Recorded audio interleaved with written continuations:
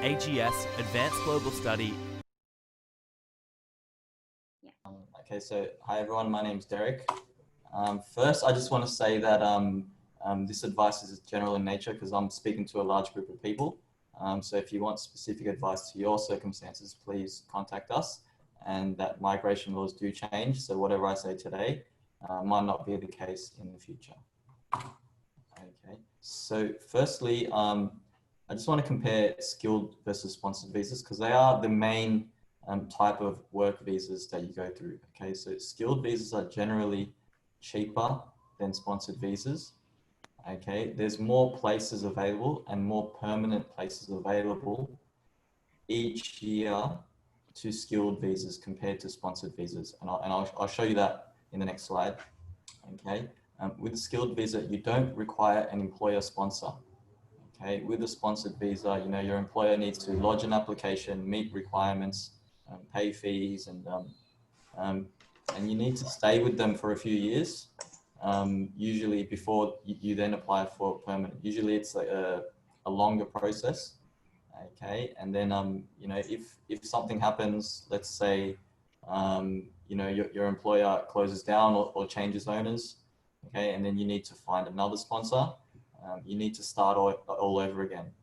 Okay, whereas with a skilled visa, once you get that visa, you can change employers. You can even change occupations. You know, you can start working in a different field. Okay, and in some circumstances, you can change to different areas. Okay, you can move from, let's say, Tasmania to, let's say, South Australia. Okay, so generally, if you can get a skilled visa, it will be better for you, generally.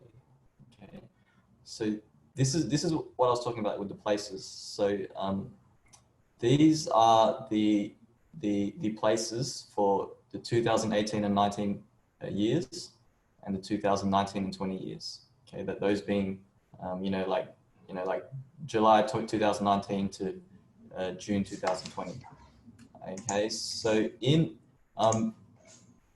where's my mouse? Okay, so in 18 and 19, we had 28,850 places for state, territory, and regional sponsored visas and skilled regional. So that's basically the 190 visa and the 491 visa that we're talking about today. Okay, now here, this table is a bit different in format, but basically they've split it into two. So you've got the state and territory nominated, that's the 190 visa. You've got 24,900 places, so 25,000 places. And then you got the 491 visa, which is this one, skilled work regional, okay? And that's 25,000 places. So there's 50,000 places now for those two visas compared to basically the 29,000 that we had last year. Okay, so when immigration introduced the 491 visa last year, they changed the regional program. They gave it more places, okay? And they're trying to get people to move to regional areas because they think that capital cities are too congested and there's not enough people in the regional areas. And this is how they're trying to solve that problem.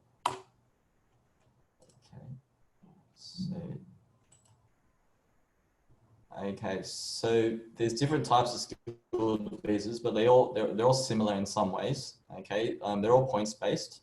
Okay, so you get points for things like your age, your experience, your qualifications, you know, whether you have a partner or not, and you know, generally the higher your score, the stronger your application will be. Okay, it's invitation based. Okay, so not everybody is allowed to apply for a skilled visa. Okay, you need to express your interest in a particular region. Okay, and then if your points is strong and if your commitment to that state is strong, then you'll get invited to apply, and then you can apply. Okay, so it's a bit different to other visas. Okay, the regional skilled visas are tailored to state and regional needs. Okay, so each body, so for today we're talking about Tasmania and Queensland. Those two, that state and territory, they set the requirements based on their needs. okay, depending on what kind of workers they want, how many workers they need, you know, and they set requirements in terms of, you know, how long you need to live there before you're eligible and things like that. Okay. Each state and territory has a 190 program and a 491 program. Okay. Each state and territory has a different skills list for the 190 and the 491 visa. Okay, so so you got 6 states and 2 territories, different lists for each visa. So you've got about 16 different lists. Okay, and then most states and territories have different streams within their 190 and 491 programs. So for example, Tasmania, we're talking about today, their 491 program actually has 6 different streams, and each of those streams have different requirements. Okay, so what that means is that if you're considering a regional visa and you're trying to choose the best one, it's very complicated because there's so many different lists, there's so many different requirements that you need to be very careful in choosing the best fit for you. Okay. So that's the points table. This is the old points table. Okay, it's missing a few updated things. Okay, so you can see, you know, you get different points for your age and your English level. Okay, I won't go into detail, but the new list is the same, except you can get 15 points for being nominated under the 491 visa, and there's different point systems for your partner skills or for being single. Okay, so onto the Tasmania. Okay, so we'll start with the 190 visa. Okay, it's permanent visa, so it's cost effective. That's the benefit. Okay, in Tasmania, the 190 requirements are quite straightforward compared to other states, so it's easy to understand. The graduate stream, so if you study in Tasmania and apply under the study stream, you don't need a job offer. Okay, so you don't need to find work, which is good. Okay, if you study in a trades qualification, such as mechanic or even chef, okay, you don't need a diploma. Okay, certificate is okay, which is good. Okay, and there is a work stream available for those who haven't studied in TAS. So, you know, if you just got your 485 visa and, you know, you're not confident in, you know, getting a 190 in Sydney, you know, you might go to Tasmania and you've got 2 years to work and to get a strong application in Tasmania. Okay, some things you need to consider is that meeting the minimum requirements does not guarantee nomination. Okay, that just makes you eligible. Okay, once you're eligible, all the people that apply, they get assessed competitively, and Tasmania choose, you know, the stronger ones, or the ones they think meet their yeah, just the stronger ones. Okay, so they will consider a range of factors. So not only just meeting the bare minimum requirements, they look at other things. It's quite wide and quite flexible. Okay, so they might look at you know, they might look at your partner. You know, what's your partner's skills? What's your partner's English like? Okay, you know, do you have children studying it? Things like that, that they will consider, and they actually make it really clear in their website. It's like, we look at everything. Okay, so that's something to watch out for in Tasmania. Okay, so in the requirements, okay, so the general requirements, okay, which apply to all the different streams. So you got to be below 40. You need 65 points. You need competent English, which is 6 IELTS or 50 PTE. You need to nominate an occupation on the Tasmanian skills list. Okay, so Tasmania has their own list. Okay, it's quite large, it's about 15 pages. Okay, you need a skills assessment in that occupation, and you need to show a strong commitment to Tasmania, which usually means staying there for a longer period of time and studying and working there and stuff. Okay, and and then you need to choose a stream. Now there's two streams, and the graduate stream is you need to live there for 2 years, and you need to study there for 1 year. Okay, so I think that's a change actually. So you can live there for 2 years, and you only need to study for 1 year. Okay, which gives you a bit of flexibility. Let's say if you've come here on your 485 visa and you've worked for a bit, and then you want to study for only 1 year, you can do that. But generally, most people would just come there and study for 2 years, thereby meeting both requirements. Okay. Like I said, you don't need any experience or a job offer, but keep in mind it is preferable, because Tasmania will look at everything. So if you apply for nomination, you know, and you've got a job in your occupation, something in demand in Tasmania, it's going to be better. Okay, and also keep in mind your skills assessment might need work experience as well. Okay, so the second stream is the work stream. Okay, you need 6 months experience in Tasmania in your occupation. Okay, which is something on the Tasmanian skills. Okay, so if your skills assessment, let's say it's in a nurse, as a nurse. Okay, nurse is on the Tasmanian skills list. Okay, then you need work experience as a nurse in Tasmania. Okay, 6 months, must be full time. Okay, so you can't do 20 hours per week and on your student visa and meet that requirement. It must be full time. Okay, but you don't need a future position. Okay, so once a lot of states they say, okay, you need 6 months, but you also need to give me a contract to show that you will work for the next 12 months. So you don't need that. Okay, so a little bit easier. Okay, and that 6 month requirement must be immediately done prior to applying for nomination. So at the time you apply for nomination, you need 6 months work experience in the last 6 months. Okay, so if you take some leave in between there, or if you change jobs, just be careful. Okay, I think maternity leave would be okay, but other types of leave, just be careful. Okay, there's also a requirement that they actually look at the business. So they want the business to be well established, trading for at least 12 months. Okay, so it can't just be like a new business that your friend set up to help you, get PR.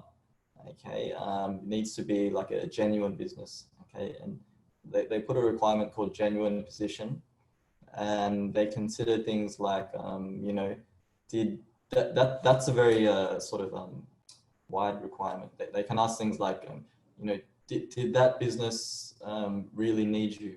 Did they try employing Australians first? Things like that. So for this skilled visa, your employer might actually need to help you with this application, which is not many states do that. Okay, so moving on to the 491 visa. Okay, this is a temporary visa, which is granted for 5 years with full work rights, no study conditions. You get Medicare and free schooling for children. Okay, after you show a salary of $54,000 per year for 3 years, then you can apply for PR. Okay, so you could possibly get it in 3 years, but if you miss 1 year, you've got another 2 years to meet that requirement. Okay, and you can live anywhere in Tasmania, including Hobart. So you can live in the capital city, which makes it easier to find work. There's more companies and people there. Okay, which is different to some areas like Queensland that we're going to be talking about today. A good thing about Tasmania is that there's lots of different streams available. Okay, so if you might not be strong in one area, there's lots of different options for you.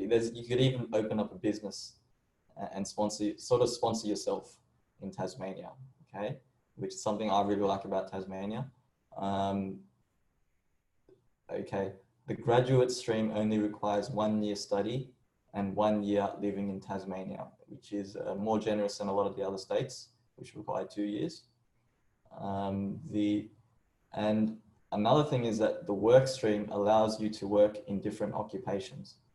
Okay, so you might have, you know, all your skills and qualifications in something like accountant, okay, but you can actually work in Tasmania as a cook or a chef and be eligible for nomination like that. Okay, and that also applies to the study stream. So you can actually, like, if let's say all your qualifications are in accounting, you can study like a management course or something, and you can still be eligible under that stream. Okay, so very flexible. Like the 190, you know, just meeting the requirements does not guarantee nomination. Okay, I think that's even more so for the 491 visa. Okay, because they've really relaxed the requirements. And at the same time, Tasmania, there's a commitment issue, because some people do tend to try just get the visa and then they leave. Okay, so that is probably even more of an issue in Tasmania. So once you meet the requirements, you need to be prepared to stay a bit longer than that. You know, work longer, study longer, to give yourself a competitive nomination. Okay.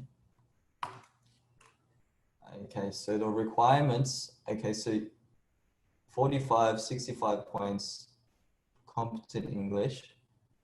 Okay, with your occupation, you can choose anything on the Department of Home Affairs list. Okay, so you're not using the Tasmanian list, you're using immigration list, which is a lot bigger. It's over 400 occupations. Okay, it's pretty much the biggest list you can get. But if you can do something on the Tasmanian list, that's preferable, because they are more in demand in Tasmania. Okay, you need your skills assessment and you need to show your strong commitment. Okay, so those are the requirements that apply to all the streams. And then once you get into the streams, so the first one is the graduate stream, 1 year study, 40 academic weeks of study, face-to-face and living in Tasmania. Okay, I think they put that there recently because everybody's been trying to study online from Sydney and all that. They can't travel because of the travel restrictions. Okay, so if I actually asked them about this. So if you're in Sydney, you can't study online at a Tasmanian school. But if you're already in Tasmania and you've started your course, and then they change it to online for safety reasons, they'll say that counts. Okay, yeah, because you need to be living in Tasmania during your studies. Okay, same rule about the certificate. If it's a trade, you can do a certificate only. You can do diploma. If you're doing postgraduate studies, it cannot be a graduate certificate or a graduate diploma. It must be a master's. Okay, and if you study in a different field from your skills assessment and your occupation, then you need to submit a career plan. Okay, so with the example I gave, if you got your skills assessment in accounting and you choose accounting, but you've got you study, let's say, a management course, which is quite popular. Okay, you need to prepare a career plan, explain how you're going to find work in Tasmania. Okay, the second stream is the working in Tasmania stream. Okay, so what they want 6 months work immediately prior to lodging the nomination. It must be full-time. So again, if you're on a student visa, you can't meet this requirement. Okay, yeah, only if you're on a 485 or even a 402 visa. Okay, just like the 190, it needs to be established business 12 months, and they will assess genuine need as well. Okay, so in that sense, it's similar to the 190 stream. Okay, category 3A and 3B is for overseas applicants. We're not going to go through that today because I believe everybody here is in Australia. And one of these streams got closed anyway due to COVID, so we won't talk about that. Okay, the next category 4 is having family in Tasmania. Okay, so you need a close relative in Tasmania, and close relative includes parent, child, sibling, so brother and sister, auntie, uncle, and grandparent. Okay, so they've got auntie, uncle, grandparent, so it's a bit distant. Okay, but there's no nieces and nephews, and there's no cousins. Okay, in terms of like a like brothers-in-law, brother-in-law, and stuff like that. That doesn't count. Okay, step-brother is okay. Step-sibling, step-parent, step-child. Okay, half-brother is okay, but not like brother, not like sister-in-law. Okay, that relative must be an Australian citizen or a permanent resident and living in Tasmania for at least 12 months. And they must agree to support you in finding work, which is basically signing a form. And, they should actually help you settle in Tasmania. And that's it. That's the only requirement. So if you can meet these main requirements, plus the family in Tasmania, you've met the eligibility requirements for that. Okay, and then they'll start looking at your commitment and how long you've been there and all that stuff. Okay, and the last stream is the small business owner stream, okay, where you can actually set up your own business, okay, work in your own business, and very much like sponsor yourself through the skill visit. We discussed this separately a few months ago, and I think we've recorded it. So if you want to watch that, please contact Erin. And that's Tasmania. Okay, so I'll move on to Queensland now. Okay, so Queensland 190. Okay, so it's a permanent visa, so it's cost effective and it's fast. Okay, you can live, work, and study anywhere in Queensland, which is good because Queensland is obviously a very highly populated, highly developed economy. So if you going by the study stream, you've got different universities, more courses to look at. If you're going to the work stream, you've got more employment options. Okay, and there's also a pathway for PhD graduates. Okay, and you don't even need a job offer. You just finish your PhD, and you've met the requirements for that stream. Okay, a few considerations with Queensland. For the graduate stream, they only accept postgraduate qualifications. Okay, so only masters and PhDs, not even bachelors. Okay, so be careful with that. Okay, with the work stream, they also want full-time experience like Tasmania in your nominated occupation. So there's no flexibility there. Okay, you can't do 20 hours a week. You can't work in a different occupation. Okay. And in Queensland, sometimes the 190 program closes quite early. Okay, so this year, all the spaces got taken up by November 2019 because it's quite popular, and if you're considering moving here, you got to think it might close early, and then you might need to get the next year, or you might need to look at 491. But then with 491, then you need to move out of Queensland into a regional area because Queensland's a bit different like that. Okay. So the standard requirements is that you need to be below 45, you need competent English, you need 65 points, and you need skills assessment in your occupation. Okay. Now, for the graduate stream, as I said, you need a postgraduate qualification in Queensland, and you need to study that while living in Queensland. Okay, masters or PhD only. And then if you studied a master's, you need the field you study in must be on Queensland's list. Okay, and Queensland, you can see that on their website. Okay, and some occupations, so some fields, they have extra requirements. So they say if you choose this one, you need 70 points, not 60 points. You need higher English or something. Okay, and then even after you study your masters in Queensland, you still need a job offer, and you need full-time employment in Queensland. Okay, so that is pretty tough. Okay, not normally they separate, you know, work or study, but Queensland, they want study and work. Okay, and they only want masters. That is pretty hard.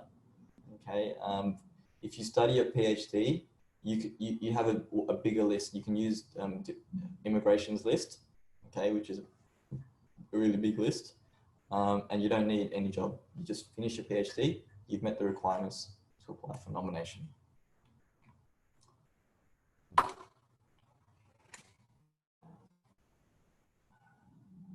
Okay, so with the work stream, okay, they want at the time you apply, they want 6 months full-time work, 35 hours a week, employment in Queensland in your nominated occupation.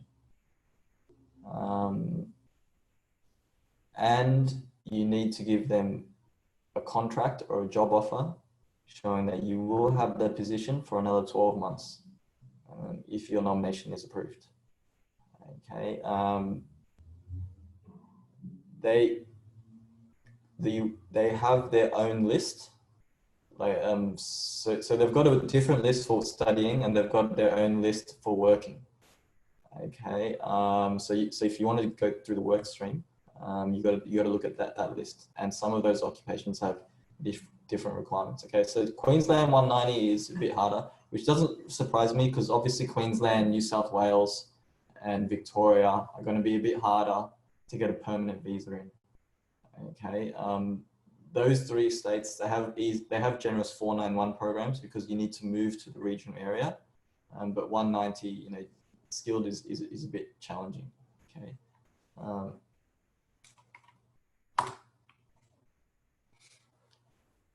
Okay. Now onto the 491 visa. So same thing, 5-year visa, pathway to PR. You can live, work, and study in regional Queensland. Okay, not in metropolitan Queensland. Okay, now it's starting from November last year, they added more areas to regional Queensland. So the Gold Coast is now considered as a regional area, and there's some other suburbs which are not that far from Brisbane. I did a search, and one suburb was only 30 minutes drive away from Brisbane. That's what it said on Google. Okay, so it's not as far as it used to be. Okay, and you know, you get Medicare and free schooling for your children, which is, I think that's really good. Okay, few considerations.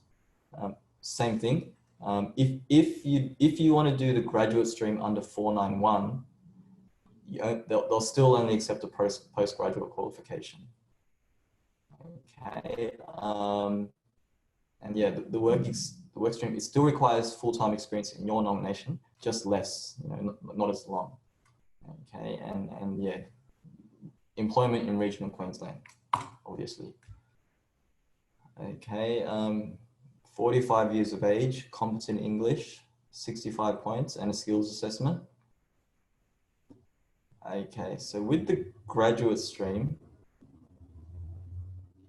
it's very similar to the 190 requirements. Okay, so postgraduate qualification, and the website actually doesn't say whether you need to study that qualification in a regional Queensland university or you know, like anywhere in Queensland. So I will ask them about that to clarify that. So if you're interested, follow up with us. Okay. Okay, same thing, must be on the list. Okay, so whatever you study must be related to something on the list. Okay, and some additional requirements apply to some occupations. Okay, and you still need a job offer. Okay, now the website doesn't say whether the job offer needs to be in regional Queensland or you know, anywhere in Queensland, but I know it has to be in regional Queensland because once you're on the 491 visa, you have to live and work in a regional area. Okay, so that I can say that. Okay, and with the PhD, you can choose any occupation, and you don't need a job offer unless unless you're doing university lecturer. Okay.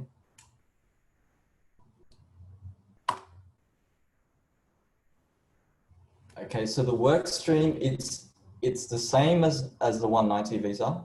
Okay, I won't repeat everything. There's two main differences. Okay, so instead of needing to show 6 months of work in the last immediately prior, okay, you only need three months. Okay, and the work must be in regional Queensland. Okay, besides that, it's all the same. Okay, but I decided to do it in separate, to address them separately instead of doing it all the same, just to avoid confusion. Okay, Queensland also has a small business stream. Okay, and we also discussed that in the same webinar okay, so yeah, a few months ago we did a webinar on small business stream in Tasmania and Queensland. So if you want to watch that, yeah, please contact Aaron. Basically, yeah, if you want to set up a business, you need to invest $100,000 in your business. So you need to buy your nomination. Whereas in Tasmania, you know, there's no investment requirement. They just want to see a good business, basically. Okay. So those are the general requirements. Okay.